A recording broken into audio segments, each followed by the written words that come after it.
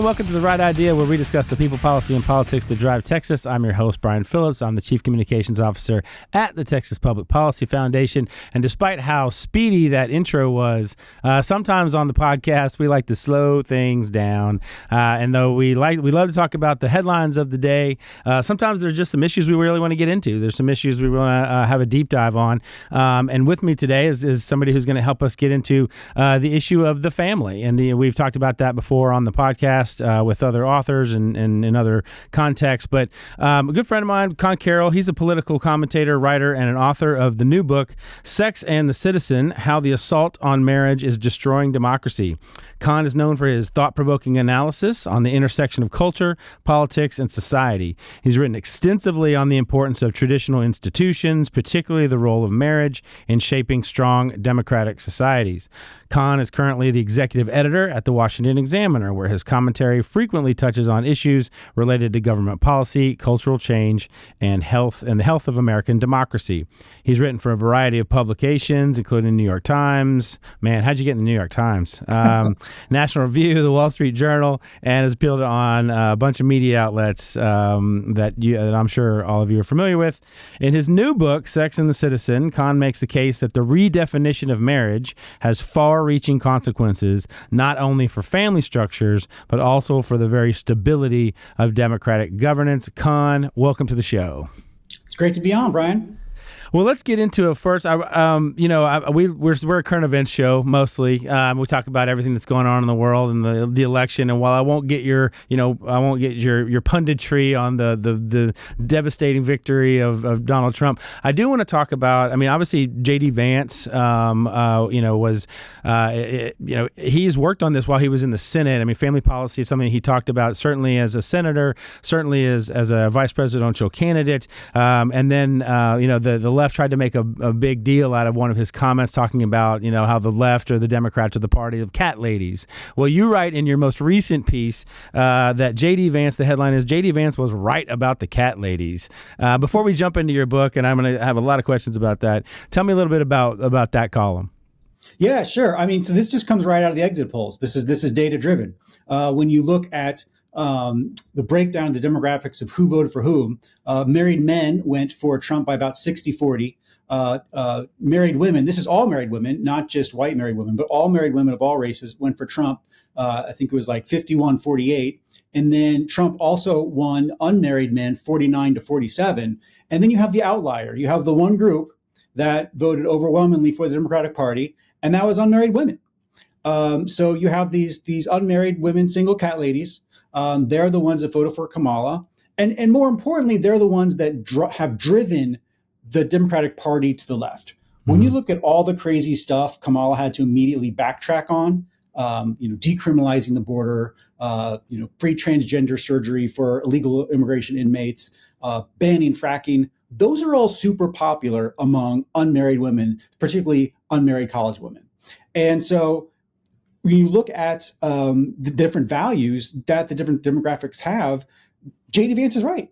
The single unmarried cat ladies just have a different value set than the rest of the nation. Now, of course, we're down here in Texas, and a lot of the analysis, particularly south of the Mason-Dixon line, has been about the Hispanic vote. Actually, nationally, I mean, I say it that way, but really it's nationally in terms of what happened with the Hispanic vote. You had this, it was trending since Trump won in 2016. It was certainly trending this way, but you really did have this sea change, particularly amongst the Hispanic population, Hispanic men. There was a massive shift in Hispanic men went for Trump at 9%. Trump lost Hispanic women, but only by 2 percentage points, which was, again, another double-digit shift since 2016 and 2020. The sort of common wisdom down here is, well, Hispanics really do have more conservative cultural positions more in common with conservative cultural positions than they do with the left. Do you think, what you're arguing here about the redefinition of marriage played a part in that? Oh, absolutely. I mean, I think when you look at Hispanics, they absolutely are very nuclear family focused, right? So when you have particularly, more college-educated white women, they are often cast. The Democratic Party casts men as oppressors. They cast men as an other that women need to be protected from. And that's just not how Hispanic women view men. They view men as partners. They view men as providers and protectors and husbands and sons. And so they don't view them as an oppressor, as someone else. They view this as someone that is part of their identity. And therefore, they want to see policies that are good for them. And so that's why I think you see so many, not just Hispanic men, but also Hispanic women moving towards the Republican side. And I think you're hitting on an angle there. I mean, some people would look at that and say, "Oh, that's not, it's not. It wasn't the social issue. It was really the economic issues." And I think that's really kind of a misreading, or they're kind of missing the point, which is for conservatives and maybe for culturally conservative families, the economy is the ability to provide for your family. It's not about living in New York City and making enough, to afford your $5,000 a month apartment. The economy means I can be a provider to my family, no? No, that's absolutely head on. When you look at the decline of marriage, a lot of it is concentrated within non-college educated, uncredentialed men. Like that is where if you look at overall wages for everyone, including women and college educated men, are up. But among the non-credentialed men, wages are actually down over the last 50 years, right? And government is a big reason why of that. When you look at illegal immigration, most of the illegal immigrants that come in are unskilled. When you look at trade that has with China that has decimated manufacturing towns across the United States, that was also a policy choice. When you look at environmental regulations and the permitting process, I mean, you guys in Texas do a fantastic job of letting people build whatever you want. There's a reason you guys cut FERC out of your grid, which is a great decision. But a lot of states don't have that. A lot of states still have very cumbersome federal laws that make it impossible to build things. And then, of course, you guys still have to deal with NEPA as everyone else. But there are a number of federal environmental laws that make it hard to build. So if we could reform those laws and make it easier to make the United States a country that builds things again, then that's construction jobs that, for men that can then become providers and become the type of husbands that most women want. All right, so let's jump into the book. The book, of course, is called Sex and the Citizen, How the Assault on Marriage is Destroying Democracy. It's fantastic. It's provocative. It's thoughtful. Maybe it's controversial in some circles, but it's available on Amazon right now, so definitely go out and pick it up after you listen to this discussion. So let's get into it. We've had Brad Wilcox on the show before, and his fantastic book about getting married. The TPPF, we have a new agenda here. We have a pro-family agenda that we're going to be pursuing next year during our legislative session. I feel like around the country, is quote unquote, now your book is coming out. I mean, when you started writing, these are issues that you've been talking about for a long time, so I'm not saying that you're jumping on any kind of bandwagon, but it does feel like there is that quote unquote, the family is having a moment right now, especially as we go into a more conservative administration, and we go into, obviously the big flip in the House, or the House and the Senate are now both controlled by Republicans. Is the family and whatever kind of public policy might be generated around that issue, is that having a moment right now in your mind? Yeah, I mean, I certainly hope so. I mean, I think when you look at the debate over the election, a lot of people thought it was a gender election, but you had J.D. Vance on his debate stage with Waltz, really agreeing a lot about we need to increase the child tax credit, things like that. So I do think there's a moment for the family. But just to talk a little bit about the genesis of the book and how I think it differs from Brad Wilcox and other books about marriage out there, is that I wrote this book because I was working for Senator Lee, who we both worked for in the past, and he was working on something called the Social Capital Project out of the Joint Economic Committee. And so I was reading lots of reports about how marriage is beneficial not just to husbands and wives and children, but also entire communities. And so I wanted to read a history of marriage. And so I went on Amazon to see what was out there. And everything was always either focused on the conservative side on specifically gay marriage, which is important, but there's a larger history of marriage there, or it's from the liberal side and it was just terrible.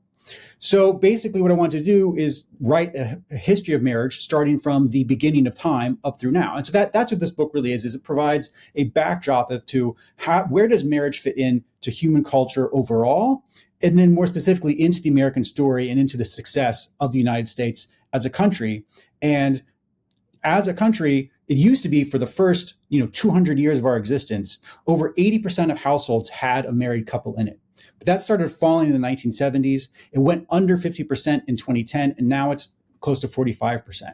So we really are facing a crisis in the country of the decline of marriage. And I do think the Trump administration has a great opportunity to turn that around. You, in your discussion of the history of marriage in the book, you make this great connection between, marriage and family, but also responsible citizenship, right? This connection that family has, there is a connection between, family formation and responsible citizenry.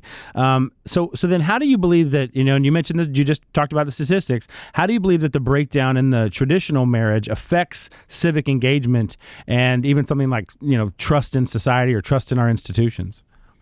Sure. I mean, so we can talk about the data that shows that it does, and then we can talk about why. But the data just simply is that married couples are just more likely to be a member of volunteer organizations. So Red Cross, Boy Scouts, Youth Sport League. They're more likely to talk with their neighbors. They're more likely to be helpful for the neighbors. They're also more likely to have trust in strangers, which is a key part of democratic civil society.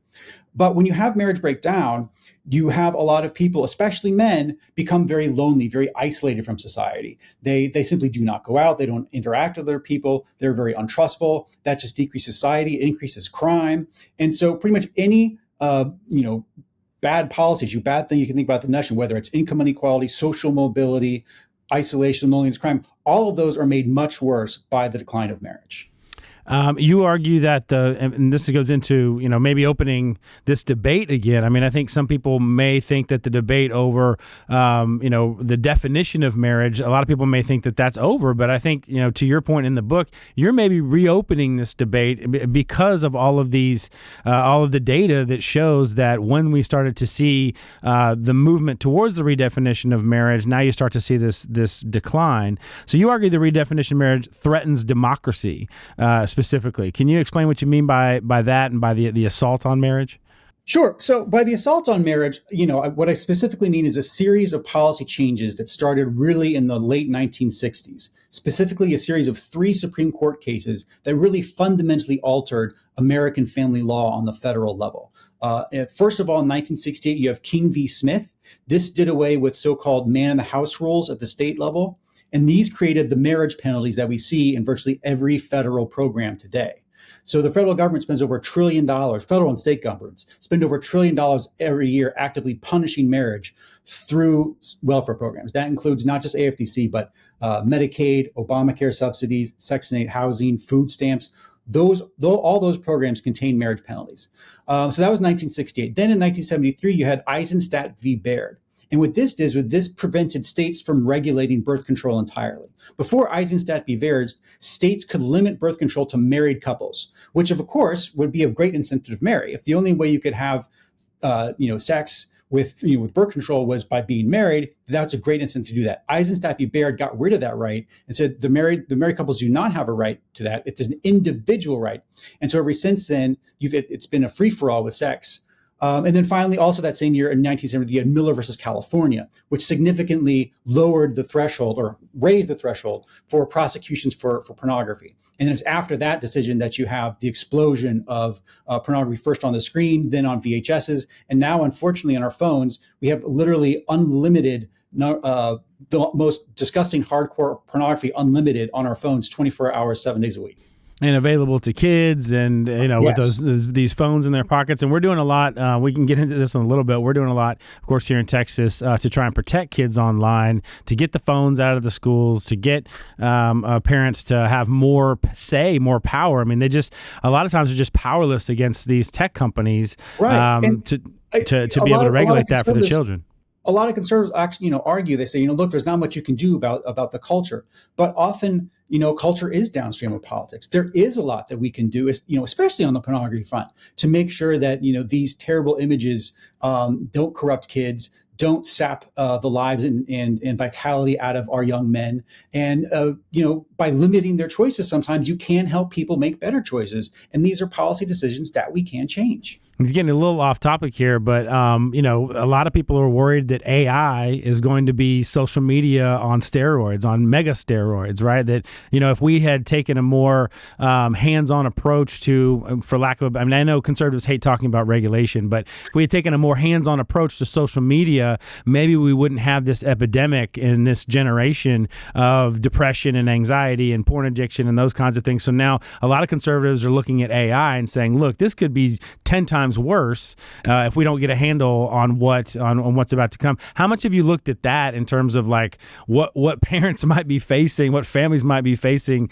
when staring down the barrel of AI and the uncertainty behind that? Yeah, I'm going to have to plead ignorance on this one. I haven't really looked into how AI plays a family. But, on the social media front, I mean, I think we can't really blame ourselves too much for not knowing how that was going to negatively affect everyone, and particularly young teenage kids. Mm-hmm. But we have the data now, and we can act. we can go back and we can start putting in these blockers so that kids aren't on Instagram and Facebook, or that they're on them a lot. Yes, and I mean, there's another one out there that's relatively recent that I think we should really be rolling back, which I do touch on the book, which is online gambling. This is a relatively new thing. It wasn't that long ago you could watch a college football game on Saturday and not be inundated with ads to bet 1 billion times. And you have a slew of new studies coming out, all of them showing the exact same thing, which is that online betting has been absolutely terrible, especially for young men, the very young men that are financially precarious situations that we need to be making better choices so they can become marriageable men. We can go back to that world. We can at least maybe keep the apps, but at least ban the advertising. And then we can talk about whether or not we ban the apps entirely. But look, we can go back to that world where online gambling is not bankrupting young men, that we need to instead to be bettering themselves to become marriageable partners. Now, some people might read the jacket of the book, or some people on the left, or the hardcore Democrats or leftists may read it and say, "Look, this isn't for me. I know that this is just going to be Conn judging me for the way that I want to live my life, or are you making people who have to be single parent, or single parents, or even young people who just delay marriage, right? I mean, it's just a way. Their criticism would be, this is just you being judgmental or judgy. How would you respond to those people and say, no, this book is also for you as well? Sure. I guess the short answer would be, one, there is a lot of judgment in the book. But second of all, I said it was provocative and thoughtful and thought-provoking. Right. But a larger point of the book is that, look, single parenthood happens, and it's nothing to be ashamed about. Divorce happens. As long as there's been marriage, there's been divorce. Sure, there's some regimes where marriage is easier than others, but sometimes things don't work out. People need to separate. That's fine. There's also death. My father died when I was young, so I come from a single parent household. These things happen. Death happens. But a big point of the book is that the most helpful thing that single parent households need, which is most often single mothers, is a community of married families around them. This actually comes from a Harvard study. Raj Chetty has done work at this. When you look at those neighborhoods where they have the highest social mobility, where kids from poor backgrounds have the most likelihood to succeed and out earn their parents in the future and become successful, those neighborhoods that have most successful have one thing in common, and that is more married households than other ones. And Chetty theorizes that it's because those young men that do not have fathers in the home, when they are in communities where they see fathers around them, they see those as role models, and they can use those as role models. They see what proper masculinity is. They see the importance of being a provider and protector for a wife and husband. And as someone who didn't have a dad growing up, this makes a lot of sense to me, because I was a Boy Scout, I was in youth sports, and so I didn't have a dad around, but I saw dads around, right? And I could see, that is what you are. That is what you're supposed to become. That is how you're supposed to react. And so when we allow single parent to become the norm, when we allow government to punish parent and push fathers out of the home, you lose those role models, and you lose the ability of single parent households to have that buffer, to have that support community around them of other fathers married fathers there to be a model and a role model for their kids. And then take it the next step, because so many of us believe that the family is the fundamental institution in life, not just in America or in the country. In life, it is the fundamental institution. Take it the next step. When that breaks down, what happens to other critically important institutions like education or religion or what have you? What in the, either in the data or in your anecdotal evidence through the book, how does that affect the breakdown in other critically important institutions? Yeah, well, you just don't have, instead of having, a team of two people that are trying to manage, school, community, all the other commitments of a family, you only have one. And that's just, very difficult to do. And then another problem that you have is, and this is especially, you see this in lower income communities, is that very often you don't have one kid with one partner. You end up having multiple kids with multiple partners. And that is inherently chaotic. You can just look at the data for kids from those environments, and of course, it's a lot worse. It's a lot harder as a man to juggle your responsibilities to three different kids with three different women than it is to devote all of your attention to one woman and her children.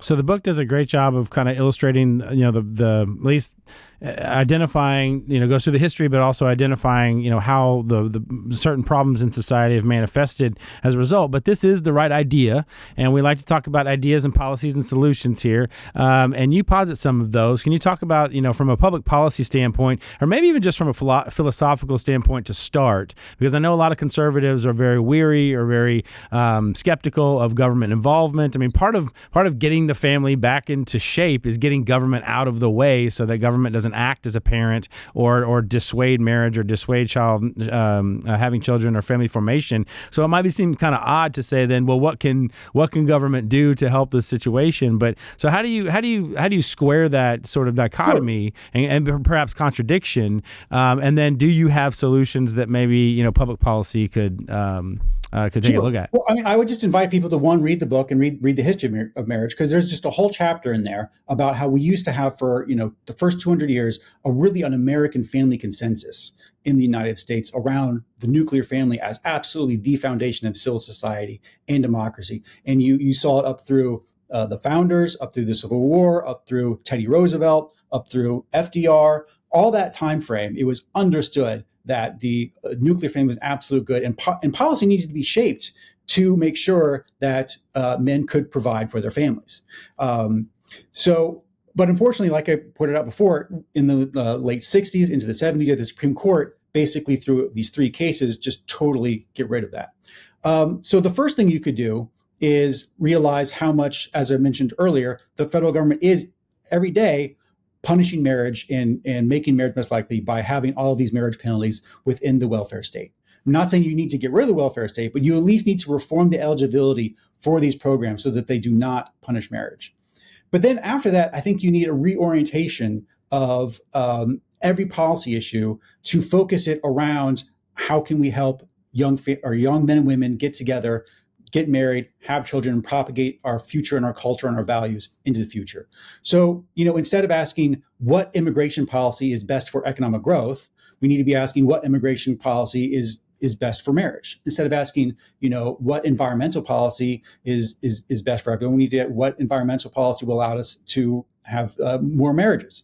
And so I think when we do that, when you start reorientating yourself, you can see that there are things the federal government is doing that make it harder for especially young men and women to earn enough to buy a home so that they can then start a family together. So, again, actually, Texas is way ahead of the country on this. But, again, with housing, housing is a big factor in delaying marriage for couples. A lot of young couples want to get married, want to start a family earlier. But if they're living in New York or California or Virginia, where I am, housing's a big barrier to that. People don't want to get married and start a kid when they're living with their parents, or living in their parents' basement.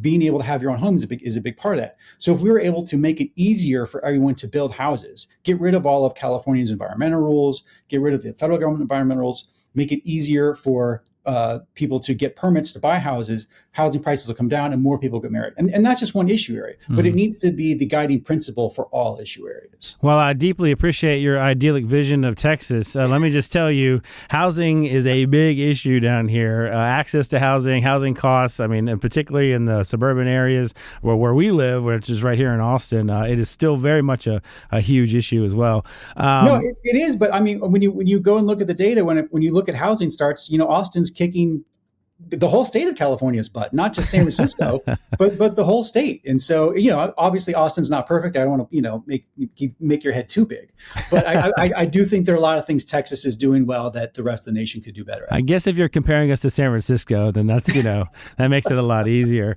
Right on the curve here. Well, this is awesome. Again, Conn Carroll, thanks very much for joining us today. Of course, the book is Sex and the Citizen, How the Assault on Marriage is Destroying Democracy. Conn, thanks so much for joining us. Absolutely. It was great. All right. Well, appreciate you being on. And for all of our listeners, for all of our watchers, we appreciate you being with us today and hearing about this great book. As we like to say always, in the immortal words of Sam Houston, do good and risk the consequences. We'll see you next time.